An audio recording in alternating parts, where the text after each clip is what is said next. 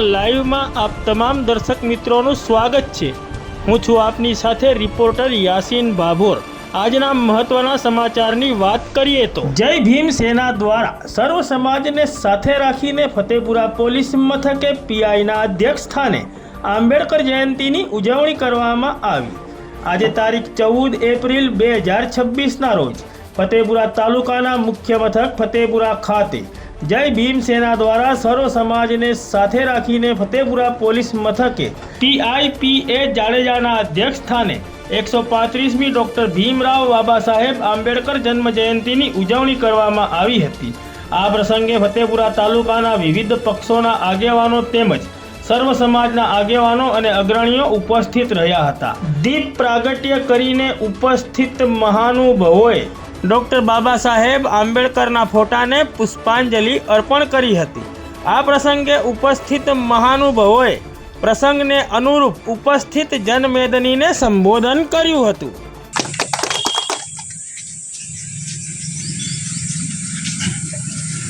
आज रोज 14 एप्रिल 2026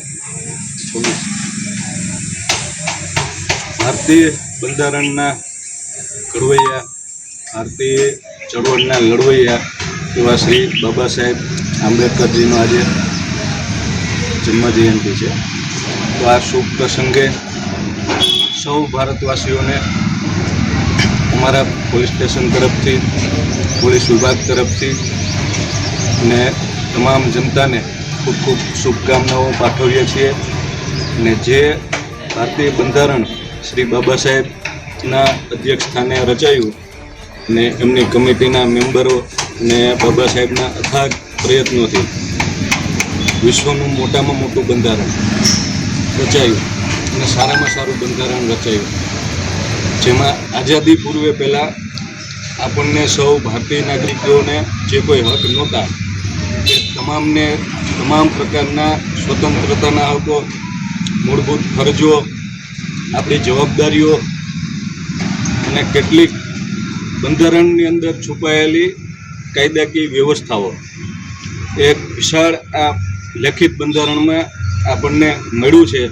તો આપણે સૌ એ બંધારણનું જતન કરીએ, કાયદાનું પાલન કરીએ અને કાયદો અને બંધારણ એકબીજાના પૂરક બનીને ચાલતા રહે અને આપણે એના અનુયાયી તરીકે તમામ આપણે એમનું જતન કરીએ એવી મારી સૌ કોઈને શુભકામના। जय भीम जय भीम जय भीम जय भीम। आज रोज 14 एप्रिल बाबा साहेब आंबेडकर की जन्म जयंती एना अनुसंधान में फतेपुरा पोलीस स्टेशन में प्रांगण में फतेपुरा पोलीस स्टेशन अपना वडील PI एवं जाडेजा साहेब की अध्यक्ष स्थाने आज रोज अहीं सर्व समाजना अने सर्व पार्टीना अहींया बधा आया है। त्यारे आ प्रसंगे वधु ना कहता एटलुं ज कहीश, बाबा साहेब आंबेडकर तेओ कहता था शिक्षित बनो, संघर्ष करो अने संगठित रहो। એટલે ભણવું બહુ જરૂરી છે, સંગઠનમાં બહુ તાકાત છે અને સંઘર્ષ કરો। આ ત્રણ એમના મુખ્ય સૂત્ર હતા અને તેઓ કોઈ જ્ઞાતિ જાતિ ધર્મમાં કોઈ માનવાવાળા વ્યક્તિ નહોતા। સર્વધર્મ સમભાવ। ગાંધીજી કહેતા હતા વૈષ્ણવ જન તો તેને કહીએ જે પીડ ભરાઈ જાણે રે। જે કોઈ દુઃખી વ્યક્તિ હોય એની સેવા કરવી એ જ આપણો સાચો મોટો ધર્મ। એટલે બાબા સાહેબ જ્યારે દેશ આઝાદ થયો ત્યારે પહેલાં અંગ્રેજોના કાયદા ચાલતા હતા। અત્યારે બી અમુક અમુક કાયદાઓ અંગ્રેજો ઘડી ગયેલા એ ચાલુ જ છે, પણ સુધારા વધારા ચાલુ છે। પણ બાબા સાહેબ આંબેડકરે જ્યારે નવું આપણું દેશ આઝાદ થયો, નવું બંધારણ બનાવ્યું, બંધારણની અંદર બહુ ઝીણવટભરી રીતે તપાસ કરી। આજે અહીં આપણે બધા જ ઊભા છીએ, દરેક પાર્ટીના માણસો ઊભા છે, દરેકને સમાજને આવરી અને દરેક સમાજની જેટલી હિસ્સેદારી એટલી ભાગીદારી એવું તેમને બંધારણની અંદર ગોઠવણ કરી। અને આજની તારીખમાં આપણા ગુજરાતના પનોતા પુત્રને દેશના વડાપ્રધાન મોદી સાહેબ ક્યાંય મહિલા સશક્તિકરણ આ આજની તારીખમાં મોદી સાહેબ આવ્યા પછી ચાલે, પણ આ આજનું નથી। જ્યારે ભીમરાવ આંબેડકર સાહેબે બનાવ્યું હતું એ સમય કહ્યું હતું મહિલાની પુરુષની સરખે સરખી હિસ્સેદારી, પણ એ વાત અમલ કરતા કરતા બહુ સમય થઈ ગયો, જે અત્યારે થઈ રહ્યો છે। જે 33% આપણી અનામતવાળું મહિલાઓનું છે એ ચાલી રહ્યું છે. અને અત્યારે કાલે બી સંસદની અંદર આની દરખાસ્ત મુકાઈ છે. એટલે વધુ ના કહેતા એમને જે આપણે આપ્યું છે કાયદો વ્યવસ્થા, તમામ લોકોને કઈ રીતે રહેવું, જીવન કઈ રીતે રહેવું, એકબીજાને મદદ કરવી, તેમના સિદ્ધાંતોને અનુસરીએ. બસ એ જ કહેવા માંગીશ. વધુ ના કહેતા મારી વાત વિરામ મૂકીશ. ભારત માતા કી જય, ભારત માતા કી જય, જય ભીમ, જય ભીમ. આજે આપણે સૌ સમાજના વ્યક્તિઓ જે ભેગા થઈને ઉજવણી કરી રહ્યા છે એનો ઉદ્દેશ્ય એટલો જ છે કે એમને જે આપણને જે સામાન્યથી સામાન્ય માણસને જીવવાના જે હક આપ્યા છે એ હકને આજે આપણે યાદ કરીએ અને સૌને સમજાવીએ કે આપણને કેટલું બધું વસ્તુ બાબા સાહેબ આંબેડકરે એક ગ્રંથમાં, એક સંવિધાનમાં આપેલું છે. આપણે એટલું ના કરીએ તો ખાલી એટલું તો કરશું ને કે જાણ કરીએ કોઈને કે ભાઈ આપણા હકો કેટલા છે. એટલું જ હું વધારે તો નહીં જ કહું, પણ એટલું તો કહીશ જ કે જે એમને આપણા માટે જે લખ્યું છે એનો આપણા જીવનમાં ઉપયોગ કરીએ. કોઈને જ્યાં જરૂર પડતી હોય ત્યાં પણ ઉપયોગ કરીએ અને કોઈને મદદરૂપ થઈએ. સંવિધાનનો મતલબ જ એ છે કે આપણે કોઈને મદદરૂપ થઈએ અને એમને આપણા આખા સર્વ સમાજ માટે આ બનાવેલું છે, કોઈ એક સમાજ માટે નથી. એટલે બધાને ઉપયોગમાં આવે અને આપણે બધા એના અમલ અને કરીએ એ મારી એક તમારા તરફથી એક આશા રાખું છું. જય હિન્દ, જય ભારત. બધાને જોહાર, જય આદિવાસી, જય ભીમ. આજ રોજ 14 એપ્રિલ એટલે કે આપ સૌ જાણો જ છો ડૉક્ટર બાબા સાહેબ આંબેડકરની જન્મજયંતિ છે. આપ સૌ મોટી સંખ્યામાં ફતેપુરા પોલીસ સ્ટેશન ખાતે હાજર રહી આજે ઉજવણી કરી એ બદલ સૌને શુભકામનાઓ. તેમજ દેશવાસીઓને પણ ડૉક્ટર બાબા સાહેબ આંબેડકરની જન્મજયંતિ નિમિત્તે શુભકામનાઓ પાઠવીએ છીએ. સાથે સાથે કહેવા માંગીએ છીએ કે આજના યુગમાં જે બાબા સાહેબ આંબેડકરે ભૂતકાળમાં જે સહન કરેલું અને આજે આપણને એમનું બનાવેલું બંધારણ મળ્યું છે, તો આપણે તો એવું કંઈ જે એમને સહન કર્યું છે એવું સહન આપણે કરવાનું નથી. આપણે જે એમને બંધારણ બનાવ્યું છે એ બંધારણની નીતિ નિયમો પ્રમાણે આપણે ચાલવાનું છે. તો જ આપણે દેશને સાચી દિશામાં અને ન્યાયતંત્ર ઉપર ભરોસો રાખી આપણે બંધારણની મુજબ આપણે ચાલીશું તો આપણો દેશ આગળ વધશે. દેખાદેખી અને જે આ અમુક કૃત્યો થઈ રહ્યા છે એ બાબતે આપણે ન્યાયતંત્ર અને બંધારણ મુજબ આપણે ચાલીએ તો આપણો દેશ બચશે.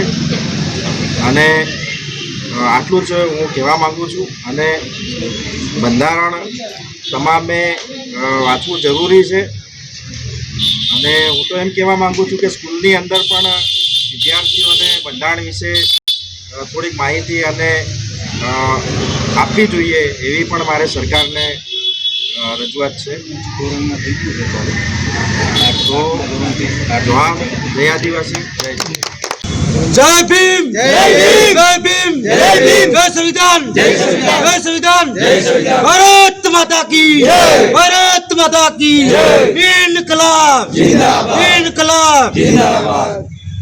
આજ રોજ 14મી એપ્રિલ 2026ના રોજ આજે ડૉક્ટર બાબા સાહેબ આંબેડકરની જન્મજયંતિ નિમિત્તે આપ સૌ ભેગા થયા છે ત્યારે આપણા ફતેપુરા પોલીસ સ્ટેશનના પીઆઈ જાડેજા સાહેબની અધ્યક્ષસ્થાને આટલી મોટી સંખ્યામાં સંવિધાન અને બંધારણની જોગવાઈ પ્રમાણે થોડું જાણવા માટે આપ સૌ નોલેજ લેવા માટે પધાર્યા છો તે બદલ મારા સૌ મિત્રોને, તમામ જાતિ નાતિના તમામ મિત્રોને મારા જોહાર, નમસ્કાર, ખૂબ ખૂબ આભાર.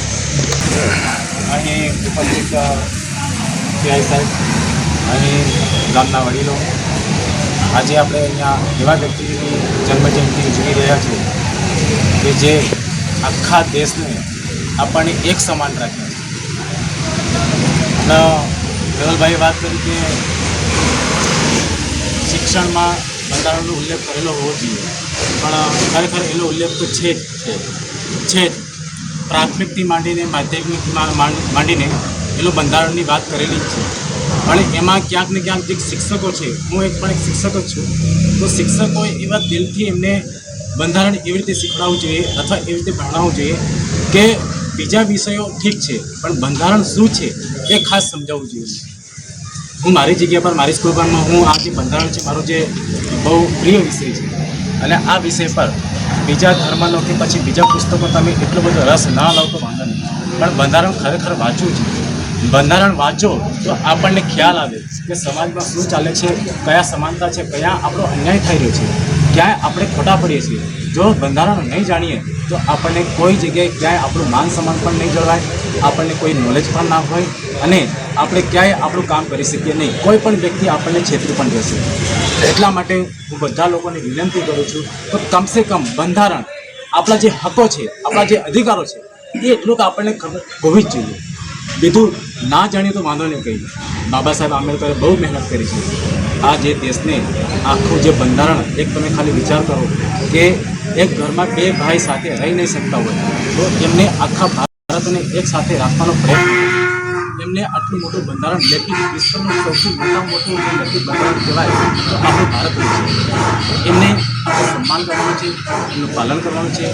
અને આવા જે ભીમરાવજી આંબેડકર જે છે એમની જે સ્ટોરી પણ તમને ખબર જ છે, એટલે હું તમને વધારે નહીં કહું, પણ એમના જે જીવનકાળમાં બહુ જ મુશ્કેલીઓ વેઠી એમને ઘણો બધો સામનો કર્યો અને ત્યારે આપણે એમને આજે પૂછીએ છીએ.